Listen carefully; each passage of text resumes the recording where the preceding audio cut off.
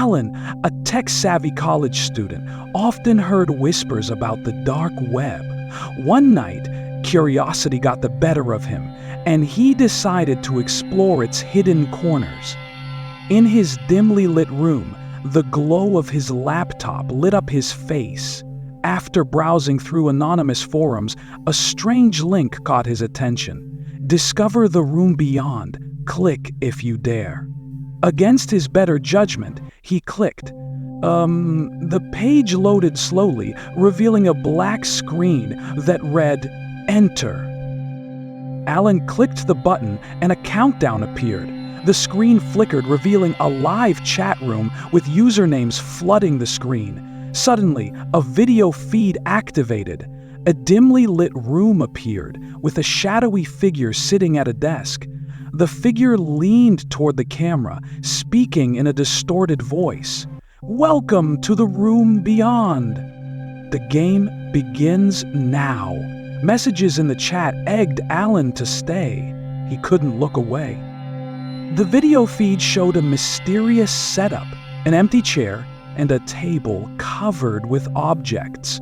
A distorted voice gave instructions. Viewers will decide what happens next.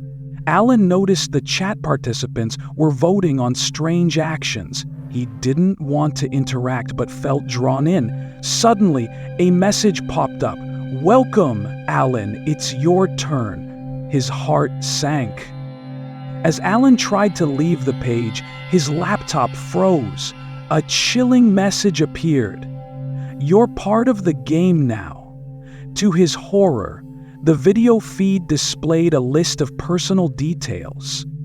His name, email, and location. The masked figure laughed. "Leaving isn't an option, Alan. We're closer than you think." The next morning, Alan found a package at his doorstep. It was unmarked. Inside, he discovered a USB drive with a note. "Plug this in to continue." Terrified, Alan debated throwing it away, but feared the consequences. When he plugged it into his laptop, a video began playing. Footage of his room feared a scene from the night before. Alan called his best friend Sam and shared the terrifying events. Together, they decided to leave the city. As they drove down an empty highway at night, Alan's phone buzzed. A text appeared. "Running won't save you." Alan glanced in the rear-view mirror, spotting headlights that seemed to follow them no matter how far they went. Alan and Sam checked into a run-down motel, hoping to regroup. They kept the lights off and covered the windows. Alan's laptop was shut and their phones were turned off. Just as they started to feel safe, a knock came at the door. Alan peeked outside to see an unmarked van parked nearby. Alan's curiosity got the better of him, and he reopened his laptop. The feed resumed, showing two figures tied to chairs in a dark room. Alan froze as he recognized himself and Sam on the screen.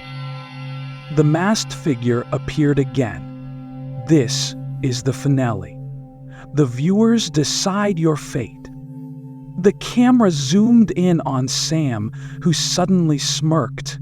He stood up, free from his restraints, and removed a mask. "Surprise, Alan. You were the test subject all along," Sam said coldly. Alan's mind raced, unable to process the betrayal. The masked figure behind the camera nodded approvingly. Alan screamed as the screen faded to black, with the words, "Thank you for participating in the room beyond." Somewhere, unseen viewers cheered. Alan had become part of the show, another chapter in its dark legacy.